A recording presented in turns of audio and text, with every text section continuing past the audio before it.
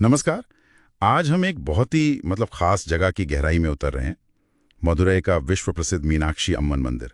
हमारे पास एक लेख है, मीनाक्षी मंदिर, भारत का पवित्र वास्तुशिल्प चमत्कार।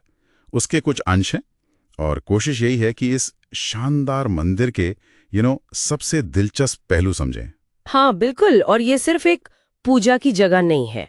ये भारत के सबसे बड़े और सबसे पुराने मंदिरों में से एक माना जाता है। सही कह रहे हैं। ये तो जैसे तमिल संस्कृति, अध्यात्म, कला, संगीत, सबका एक जीता जागता सेंटर है।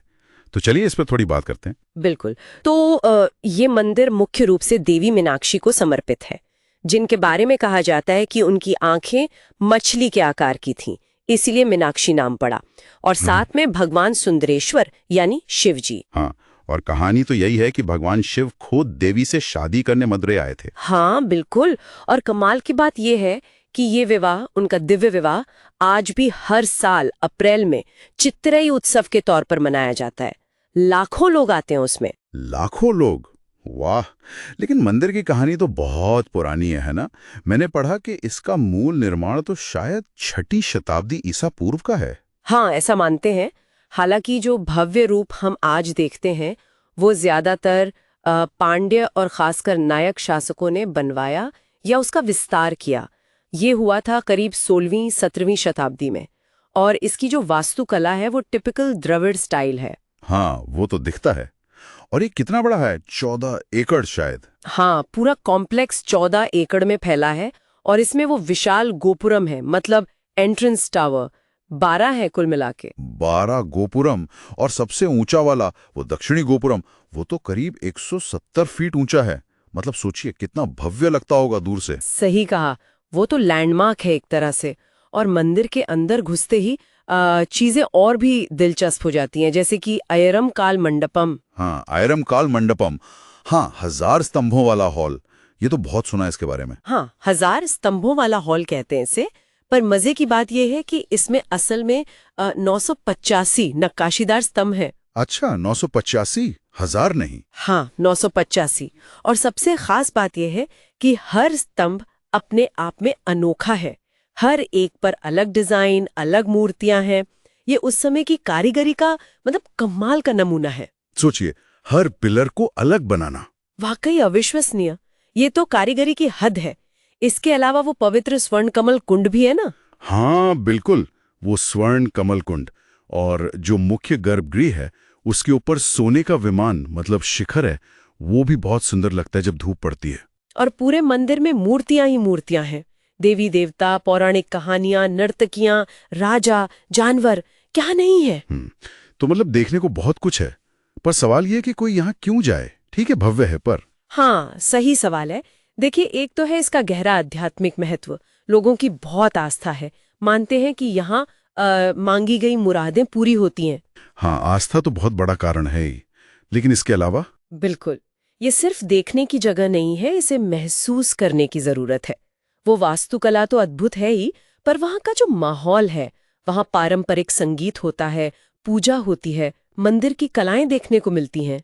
एक पूरा कल्चरल अनुभव है। और त्योहारों के समय तो माहौल अलग ही होता होगा, जैसे वो चिथिरई उत्सव। हाँ बिल्कुल। चिथिरई उत्सव या नवरात्रे जैसे त्योहारों पर तो यहाँ की रौनक देखने लायक होती है। बहुत भीड़ होती है, पर वो अनुभव ही अलग है। अच्छा, अगर कोई जाने का प्लान करे तो कुछ प्रैक्टिकल बातें भी जान लेनी चाहिए। जैसे दर्शन का क्या सिस्टम है? हाँ, सामान्य दर्शन तो फ्री है, कोई पैसा नहीं लगता। पर अगर आप स्पेशल दर्शन चाहते हैं, जंदी दर्शन, तो उसके लिए एक छोटा सा शुल्क है, शायद 50 या 100 रुपए के आसपास। ओके। और कैमरा वगैरह? कैमरा ले जा सकते हैं, पर उसका अलग से शुल्क लगता है। लेकिन एक बात जरूरी है, जो मुख्य गर्भगृह है एकदम अंदर, वहां फोटोग्राफी अलाउड नहीं है। ठीक है। और मंदिर के खुलने का समय? मंदिर सुबह खुलता है करीब 5 बजे से दोपहर 12:30 तक, फिर बीच में बंद रहता है। और शाम को फिर 4 बजे से रात 10 बजे तक खुला रहता है। घूमने के लिए सबसे अच्छा समय कौन सा मानते हैं आप? मौसम के हिसाब से या त्योहार के? देखिए, अगर मौसम अच्छा चाहिए तो अक्टूबर से मार्च का समय बढ़िया रहता है। ज्यादा गर्मी नहीं होती। लेकिन अगर त्योहार का असली रंग देखना है तो फिर अप्रैल में चित्थरे उत्सव के समय जाना चाहिए। और वहां पहुंचना आसान है मदुरई में? हाँ हाँ, काफी आसान है। मदुरई का एयरपोर्ट मंदिर से सिर्फ 10 किलोमीटर दूर है। और रेलवे स्टेशन तो बस 2 किलोमीटर। ऑटो टैक्सी सब मिल जाता है। वाह, और मैंने सुना है कि यहाँ रोजाना बहुत लोग आते हैं। कोई अंदाजा है? हाँ, कहते हैं कि रोज करीब 25,000 लोग दर्शन के लिए आते हैं। 25,000 रोज? ये तो बहुत ज्यादा है। और त्योहारों पर सोचिए, तब ये संख्या 10 लाख या उससे भी ज्यादा हो जाती है। इससे पता चलता है कि ये जगह लोगों के दिलों में कितनी खास है। तभी तो इसे भारत के नए 7 अजूबों में भी शामिल किया गया था और विश्व के नए 7 अजूबों के लिए नॉमिनेट भी हुआ था ये। अच्छा, ये तो मुझे पता नहीं था। वर्ल्ड वंडर्स के लिए नॉमिनेट हुआ था। हाँ, तो कुल मिलाकर मीनाक्षी मंदिर सिर्फ पत्थर और सोने से बनी एक इमारत नहीं है। ये इतिहास, कला, आस्था, संस्कृति, इन सब का एक जीता जागता संगम है। इसकी भव्यता, इसकी कहानियां और यहाँ की जो एक पॉजिटिव एनर्जी महसूस होती है, वो इसे वाकई यूनिक बनाती है। जैसे वो 985 स्तंभ है ना, वैसी इस मंदिर की अनगिनत परतें हैं। हर कोने में कुछ न कुछ नया है खोजने के लिए। सही कहा। और ये मुझे सोचने पर मजबूर करता है, वो जो 985 स्तंभ हैं, हर एक अलग। उन कारीगरों ने ये कैसे सोचा होगा, कहाँ से प्रेरणा ली होगी हर स्तंभ को इतना अलग, इतना यूनिक बनाने की? क्या आज की दुनिया में, जहां हम बहुत सारी चीजें एक जैसी मास प्रोड्यूस देखते हैं, क्या उनकी ये कला हमें कुछ सिखा सकती है?